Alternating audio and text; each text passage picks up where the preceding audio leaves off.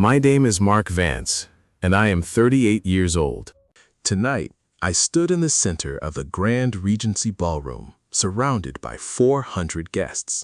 The room was filled with military generals, defense contractors, and high-profile private aerospace investors. Spotlights illuminated the main stage, where a massive banner announced the $50 million defense contract. My wife of 12 years, Samantha Sterling, stood at the podium in a tailored silk gown. She was 36 years old and held the title of Chief Executive Officer at Apex Aerospace. She smiled brightly under the broadcast cameras while holding a crystal champagne glass. For 10 minutes, she delivered a passionate speech about discipline, leadership, and removing corporate liabilities. Then she gestured toward the back of the room where I was standing quietly in my black suit. She adjusted her microphone and pointed her manicured finger directly at my face. The crowd turned around simultaneously to look at me under the harsh light.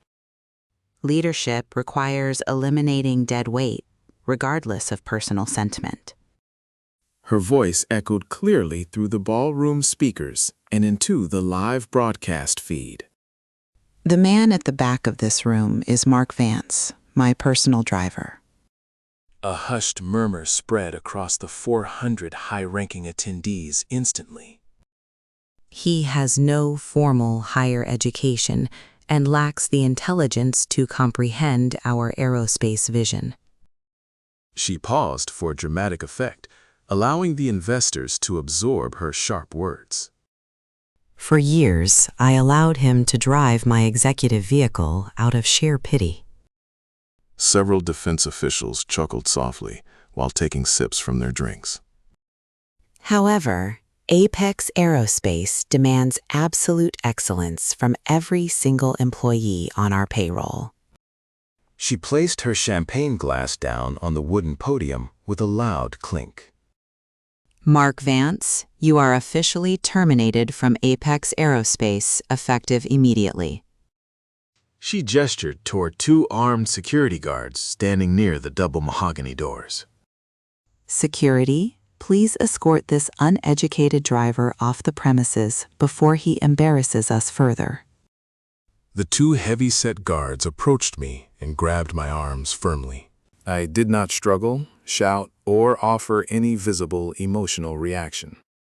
I adjusted my tie, kept my posture straight, and allowed them to walk me out. As the heavy mahogany doors closed behind me, I could hear her laughing on stage. The 400 guests joined her in applause, celebrating the ruthless decision of their CEO. She believed she had just cut off a parasitic husband to secure her $50 million deal. She was entirely convinced that I was nothing more than an uneducated chauffeur. The cold night air hit my face as the security guards pushed me onto the curb. They told me never to step foot on Apex Aerospace property again. I reached into my inner jacket pocket and felt the corner of my black leather notebook. Inside that notebook rested the federal registration numbers for 4 critical technical patents. Samantha believed she built Apex Aerospace entirely on her own business acumen over 12 years. She completely forgot who actually developed the core foundation of her entire company. 15 years ago, I graduated with honors in advanced material science and thermodynamics. I developed a proprietary multi-layer thermal shielding alloy that prevents rocket hulls from incinerating upon re-entry. Without this thermal shielding coating, no orbital vehicle can survive atmospheric friction. Every single defense contractor knows that unshielded carbon hulls disintegrate within 4 seconds of re-entry. When Samantha wanted to found Apex Aerospace 12 years ago, I made a quiet, personal choice. She desperately wanted the public spotlight, the media glory, and the executive authority. I preferred working quietly inside experimental laboratories without public distraction. So I allowed her to present herself as the sole visionary behind Apex Aerospace. I officially registered the master patent for the thermal shielding alloy under my personal holding trust. Then I drafted a private corporate licensing agreement between my trust and Apex Aerospace. The agreement permitted Apex Aerospace to use my thermal shielding technology for exactly $1 annually. However, Clause 14 of that federal licensing agreement contained a very specific condition. It stated that the license remained valid only while I maintained an active employment or marital contract. If Apex Aerospace terminated my affiliation without mutual consent, the license would automatically freeze. Over the past 5 years, Samantha gradually convinced herself of her own fabricated narrative. She looked at my modest clothing, my quiet demeanor, and my absence from corporate boardrooms. She began treating me like a hired servant, demanding I drive her sedan to official dinners. I tolerated her arrogant behavior because I wanted to preserve our marriage and support her company. I drove her across town, carried her luggage, and kept silent during high-level meetings. She mistook my patience for weakness and my quietness for ignorance. Tonight, she decided to trade my dignity for 30 seconds of applause from defense investors. She wanted to prove to the Federal Defense Board that she was ruthless enough for major contracts. I walked across the wet parking lot toward my modest dark sedan parked near the perimeter wall. The rain began to fall steadily, reflecting the bright neon lights of the gala venue. Inside my vehicle, I opened my encrypted tablet and accessed the United States Patent Office portal. My personal holdings dashboard showed patent number 9482110. That single patent covered the exact chemical composition of the thermal coating on every Apex vehicle. There were 48 orbital defense vessels currently sitting in Apex Aerospace assembly hangars. Every single one of those 48 vessels relied exclusively on my proprietary thermal shielding alloy. Without my active licensing permit, those vehicles were legally classified as non-compliant military hazards. I dialed my primary patent attorney on a secure satellite connection. He answered on the second ring, recognizing my private emergency protocol number instantly. I informed him that my employment with Apex Aerospace had been unilaterally terminated on camera. I instructed him to immediately invoke Clause 14 of the Master Technology Agreement. He confirmed that the automatic revocation paperwork would be filed with the Federal Registry overnight. By precisely 8 o'clock tomorrow morning, Apex Aerospace would officially possess zero legal rights to use the coating. Furthermore, federal defense regulations strictly prohibit military contractors from deploying unlicensed thermal materials. If a defense contractor attempts to use revoked technology, the Department of Defense issues an immediate freeze. That $50 million defense contract Samantha spent 3 years chasing was about to turn into toxic radioactive liability. Without my thermal coating, her multi-billion-dollar corporate valuation was nothing more than hollow paper. I placed the tablet back into my leather briefcase and started my vehicle engine. I looked back at the glowing glass entrance of the Grand Regency Ballroom one last time. Through the high windows, I could see Samantha standing with 3 military representatives. She was signing preliminary memorandum documents with a gold pen while smiling broadly. She believed she was standing at the absolute pinnacle of her corporate career tonight. She had no idea that her grand victory speech was actually the final eulogy of her company. I put my car into drive and pulled smoothly out of the venue parking lot into the dark street. I drove straight to my private research office, located 30 miles outside the city center. My research facility operated independently from Apex Aerospace and was registered solely under my name. Inside, my team of 6 junior material engineers was already working late hours. They knew nothing about the public humiliation that had just taken place at the gala. I walked into the main terminal laboratory and called a brief internal briefing. I informed them that all technical data transfers to Apex Aerospace were permanently suspended. I ordered them to lock down all external server access codes and encrypt our material databases immediately. My senior engineer looked at me with confusion, holding a stack of thermal test reports. He asked if Apex Aerospace was preparing for their final military inspection tomorrow morning.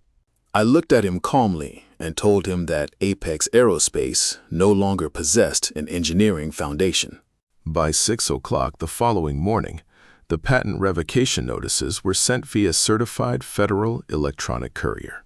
Copies were dispatched directly to the Chief Legal Counsel at Apex Aerospace and the Federal Defense Board. I sat quietly at my desk, drinking black coffee while watching the morning financial news channel. At 7:30 a.m., the broadcast showed live footage of Apex Aerospace corporate headquarters. Samantha was standing outside the main entrance in a sharp suit, preparing to welcome federal inspectors. She looked confident, poised, and utterly oblivious to the legal avalanche heading her way. She was holding a binder containing the $50 million defense proposal for the visiting generals. At exactly 7:45 a.m., 3 black federal sedans pulled into the executive driveway. The lead official who stepped out was not the friendly defense procurement officer she expected. Instead, it was the regional director of the Federal Aerospace Patent Compliance Bureau. He carried a thick yellow enforcement binder bearing an emergency federal seal. Samantha stepped forward with a broad smile and extended her hand to greet the inspectors. The federal director ignored her extended hand and handed her a single-page emergency injunction notice.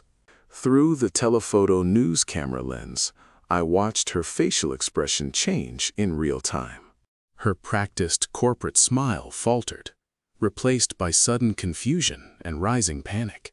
She flipped through the official legal pages rapidly, her hands beginning to tremble visibly. The document clearly declared that all thermal shielding technology on Apex grounds was officially illegal to operate. The Federal Compliance Bureau demanded an immediate shutdown of all 48 fleet engines on site. Furthermore, the $50 million defense contract evaluation was suspended effective immediately. Samantha pulled out her mobile phone frantically and began dialing numbers in rapid succession. My personal cell phone began ringing on my desk 3 seconds later.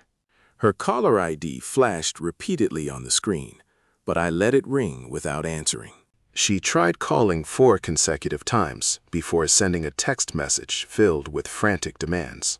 She demanded that I return her call immediately and fix this ridiculous administrative mistake.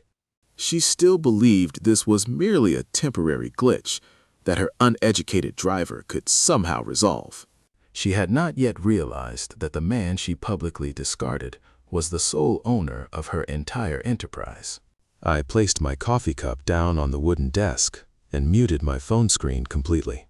The real consequences of her arrogance were just beginning to unfold across the entire defense sector. True authority is never measured by who holds the microphone, but by who owns the foundation beneath the stage. If you want to see how this silent retribution unfolds, please consider subscribing to the channel today.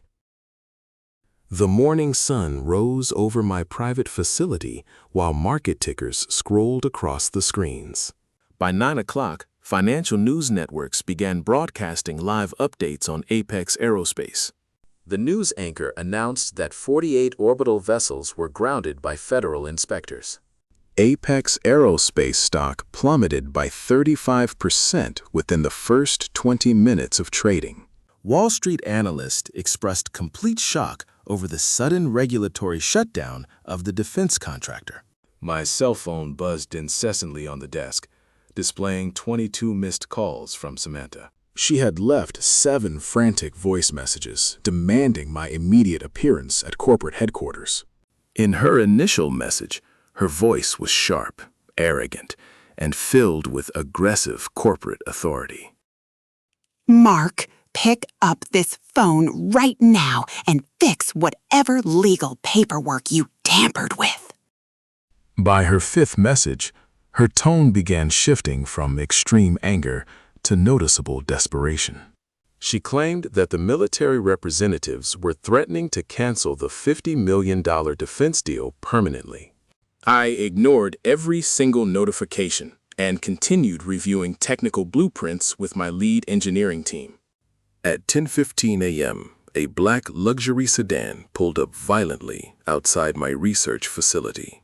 Samantha stepped out of the vehicle alongside Apex Aerospace's chief corporate attorney. She slammed my front glass lobby doors open and marched directly toward my private office. Her face was flushed red, and her tailored executive suit looked rumpled and disheveled. She threw a heavy leather folder onto my desk, sending papers scattering across the wood. Sign this patent transfer agreement right now before I sue you into complete bankruptcy. I leaned back comfortably in my chair and looked at her with total calm. I reminded her that 12 hours ago, she publicly labeled me an uneducated driver. I asked her why a powerful CEO needed help from a simple chauffeur to run her fleet. Her chief legal counsel stepped forward cautiously and held out a formal legal draft. He quietly explained to Samantha that threatening me would only escalate their catastrophic exposure. He admitted that Clause 14 of the original licensing agreement was entirely valid and binding. Samantha stared at her lawyer in disbelief, as if he had spoken a foreign language. She insisted that I was merely her husband and possessed no legal rights to company patents. I pulled up the Federal Patent Registry on my main overhead display monitor for them both. The screen displayed my name as the sole creator and owner of Patent 948. The document proved that Apex Aerospace merely leased the thermal alloy for $1 annually. Because she terminated my employment and severed our relationship, the license was legally dead. Samantha stared at the federal document on the screen, while the color drained from her face. She finally realized that her entire multi-billion-dollar valuation was built on my personal intellectual property. She stepped closer to my desk and lowered her voice in a desperate attempt at negotiation. Mark, we can handle this privately like adults without destroying 12 years of hard work. I reminded her that she destroyed 12 years of work when she humiliated me on live television. She had sacrificed my dignity to impress 400 defense contractors and private venture investors. Now, those exact same investors were demanding immediate refunds for their multi-million-dollar commitments. I reached for my phone and placed a direct call to the Federal Patent Office Compliance Board. This marked the official initiation of Update 1, enforcing the permanent revocation of all commercial licenses. I confirmed on speakerphone that I would not grant any temporary licensing extensions to Apex Aerospace. The federal compliance officer noted the final refusal and recorded it into the government database. The officers stated that all 48 vessels must remain locked down in their assembly hangars. Any attempt by Apex Aerospace to launch or sell unshielded vessels would result in criminal charges. Samantha gasped audibly and leaned against my desk to keep her balance. Her chief legal officer informed her that they needed to notify the board of directors immediately. He warned her that concealing a master patent revocation from shareholders was a federal crime. Samantha begged me to reconsider, offering me 50% equity in Apex Aerospace on the spot. I looked at her calmly and told her that 50% of zero is still zero. I instructed my facility security staff to escort Samantha and her attorney off my property. The guards guided them out to their sedan, while news helicopters began circling above the street. By noon, the Department of Defense released an official public statement regarding the contract. They formally canceled the $50 million agreement with Apex Aerospace due to critical compliance failures. Apex Aerospace stock crashed another 40%, wiping out $600 million in market value. The The board of directors scheduled an emergency voting session for 3 o'clock that afternoon. They summoned Samantha to account for why she lost the core technological foundation of the fleet. I watched the live financial coverage from my private office as media crews gathered outside Apex headquarters. Reporters shouted questions at board members as they arrived in executive limousines. Investors held signs demanding Samantha's immediate resignation and full accounting transparency. Inside the boardroom, the lead investor confronted Samantha with copy after copy of the revoked licenses. He asked her how she could fire the lead inventor of their only viable technology on national broadcast.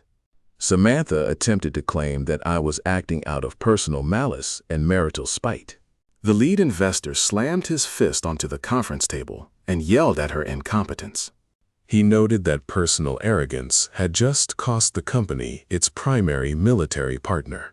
The board drafted an emergency resolution to strip Samantha of her executive operating power.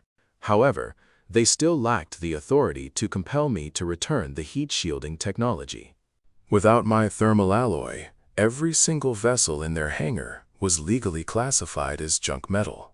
At 4:30 p.m., Samantha sent me an email from her private address containing an apology.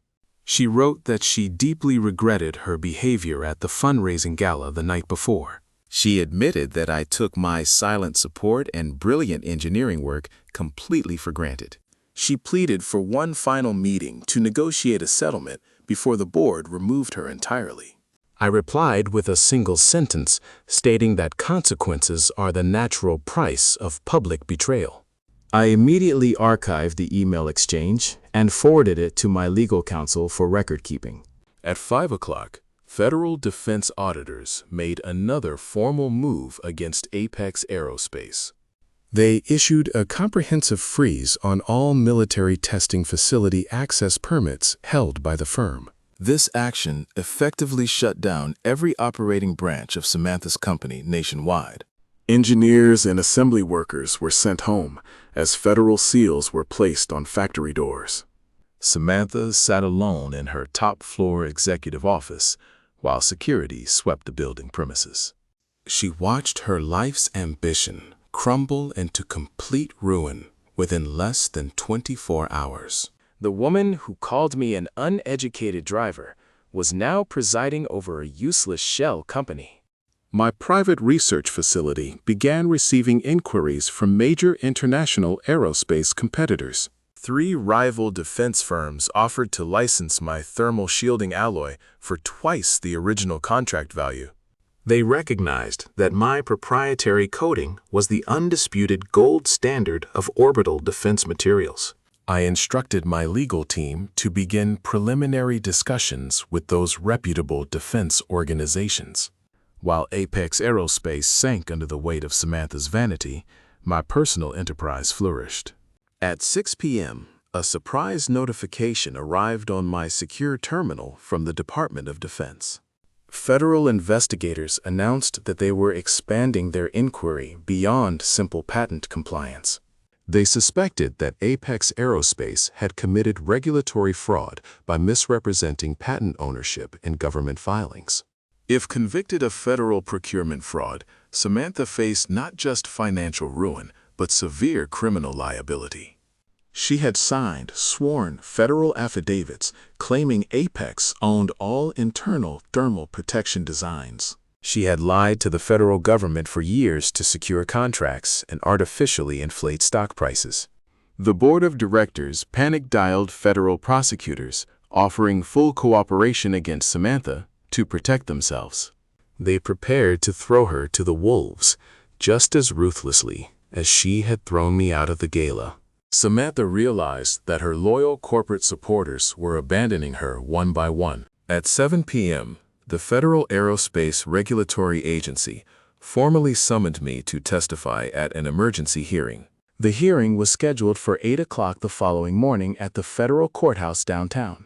I was requested to present the complete historical documentation of my master patents and licensing agreements. This testimony would provide the final, undeniable proof required to dismantle Samantha's corporate fraud. I spent the evening organizing my original research journals, federal registry grants, and legal contracts. My junior material engineers assisted me in assembling an airtight digital presentation for the federal panel.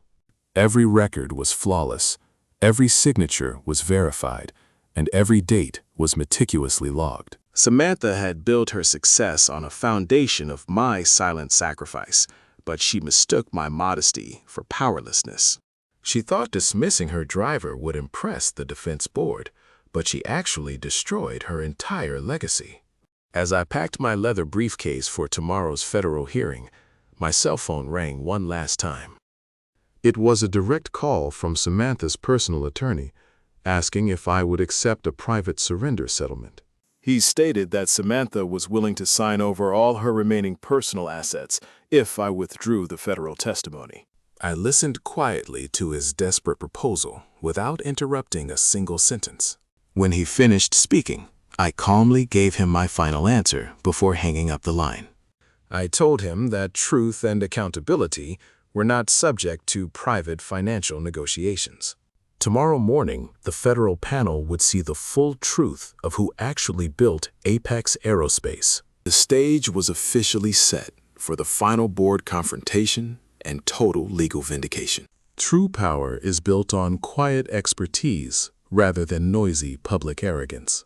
If you want to see how this final legal confrontation concludes in the next update, please subscribe to the channel today. At 7:30 the following morning, I arrived at the federal courthouse in downtown Washington. Cold morning rain washed across the granite plaza as dozens of news media trucks lined the street. Satellite dishes pointed toward the sky, broadcasting live coverage of the unprecedented aerospace regulatory crisis. Reporters shouted questions from behind velvet ropes, demanding answers about the grounded orbital fleet. Wall Street tickers displayed live market updates, showing Apex Aerospace shares collapsing further in pre-market trading.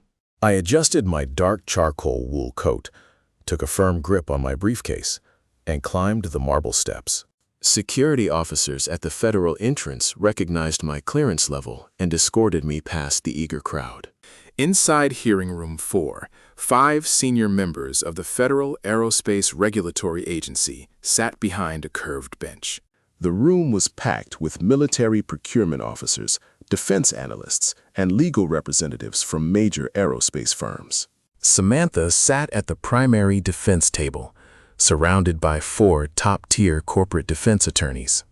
She wore a dark gray tailored suit, but her face was pale, and her eyes were noticeably bloodshot. She had spent the entire night frantically attempting to salvage her $50 million defense agreement. When her gaze met mine across the aisle, her hands gripped her pen so hard her knuckles turned white. She still looked at me with a lingering trace of her characteristic arrogance, expecting a quiet concession. At precisely 8 o'clock, the chief federal regulator banged his wooden gavel to open the session. This formal administrative hearing officially marked Update 2 in the legal reclamation of my intellectual property. The chief regulator stated that the purpose of the emergency hearing was to determine master patent validity. He called upon me as the registered owner of patent 9482110 to testify. I walked calmly to the central witness podium, placed my briefcase on the desk, and opened my digital records. I connected my encrypted drive to the court terminal, projecting my evidence onto 6 overhead monitors. The screen displayed the original federal patent registration issued to me 15 years ago. I presented raw chemical synthesis logs, high-temperature plasma chamber test data, and initial laboratory journals. Every single document predated the formation of Apex Aerospace by more than 3 full years.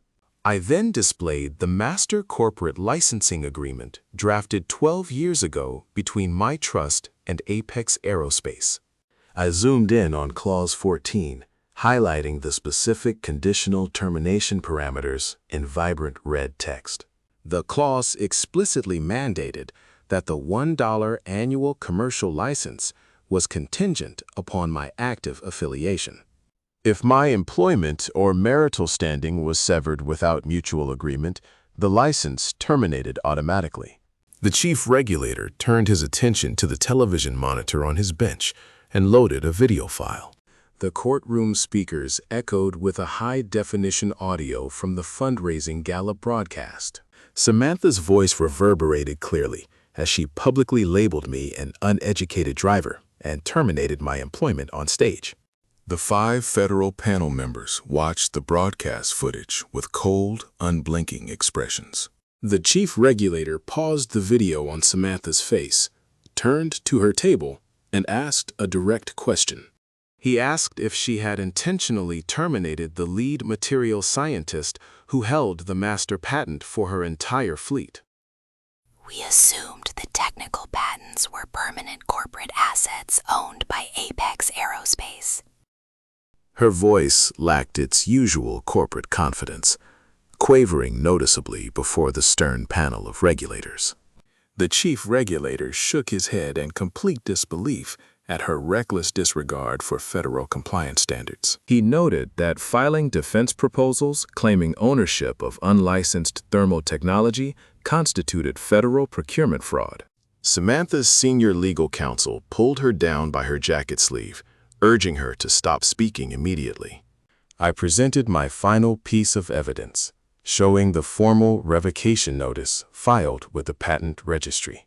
The panel reviewed the federal timestamps, verifying that the revocation was legally executed and absolute. After a brief 15-minute judicial recess, the chief regulator returned to deliver the binding verdict. He declared that my master patent rights were fully valid, active, and exclusively under my sole control. He issued an immediate federal seizure order for all thermal coating application units at Apex facilities. All 48 orbital vessels were placed under permanent federal lockdown, prohibiting any flight testing or deployment. Furthermore, the panel formally referred Samantha's defense contract filings to the Department of Justice for criminal prosecution. Samantha slumped into her chair, her eyes wide with terror, as federal marshals stamped the official court order. At 10:30 a.m., the board of directors of Apex Aerospace convened an emergency meeting in the courthouse conference hall. They invited me to attend as the primary technology owner and chief creditor of the enterprise. The lead institutional investor stood at the head of the conference table, his face dark with rage. He stated that Samantha's monstrous arrogance and public grandstanding had obliterated $600 million in shareholder equity. The board conducted a formal vote to strip Samantha of her CEO title and terminate her executive contract immediately. The vote was unanimous, with all 9 board members voting to remove her without any executive severance package. You cannot remove me from the company I spent 12 years building with my own hands. She stood up and screamed at the board members, her voice cracking under the pressure of complete failure. The lead investor slammed a stack of grounded fleet reports onto the table directly in front of her. He told her that she built nothing more than a hollow shell on the back of her husband's genius. Courthouse security guards entered the room, took Samantha firmly by her arms, and escorted her out of the building. She was led out through the rear service exit while media cameras captured her disgraced departure from a distance. Once she was removed, the board turned to me with desperation visible in every single eye. They offered me the role of chief executive officer, 70% corporate equity, and total managerial control. They pleaded with me to grant a new commercial license so they could save the $50 million defense deal. I looked around the table at the desperate executives and slowly closed my leather briefcase. I informed them that I had zero interest in rebuilding a company founded on arrogance and deceit. I declined their offer completely, walked out of the conference hall, and stepped into the crisp morning air. By 1 o'clock that afternoon, I arrived at the grand opening of my new private research facility downtown. I had officially finalized a joint venture partnership with two of the nation's premier international defense contractors. They provided $40 million in upfront research capital while respecting my exclusive ownership of every patent. My 6 junior material engineers were hired as senior project directors, receiving 4 times their former compensation. Together, we began production on a next-generation thermal alloy that far surpassed the original formula. 4 weeks later, I met with my personal family law attorney to execute the final divorce documents. I requested 0 financial spousal support, 0 real estate claims, and 0 share of her personal accounts. I wanted nothing from her, except a complete, permanent, and clean legal severance from my life. Samantha was permanently stripped of her executive credentials and faces federal prosecution for regulatory fraud. Her personal shares were frozen by court order to cover multi-million-dollar corporate liabilities. Last night, my office phone rang one final time, displaying an unlisted private phone number on the console. It was Samantha, calling from a public phone booth, her voice breaking into quiet, desperate tears. She sobbed uncontrollably, admitting that she had traded her entire life's work for 30 seconds of public praise. She begged me for a second chance, asking if we could go back to the way things used to be. I listened to her weeping in silence for 5 seconds, without feeling a single trace of anger or regret. I quietly disconnected the call, blocked the incoming line, and placed my phone face down on the desk. The woman who once laughed at her uneducated driver was now left with nothing but the echo of her vanity. I walked over to the expansive floor-to-ceiling window of my new top-floor executive laboratory suite. Below me, the city stretched out under a clear blue sky as our new research facility hummed with quiet efficiency. True authority is earned through substance and integrity, never stolen through superficial power. If you found this story of quiet justice compelling, please consider subscribing to the channel for more powerful accounts.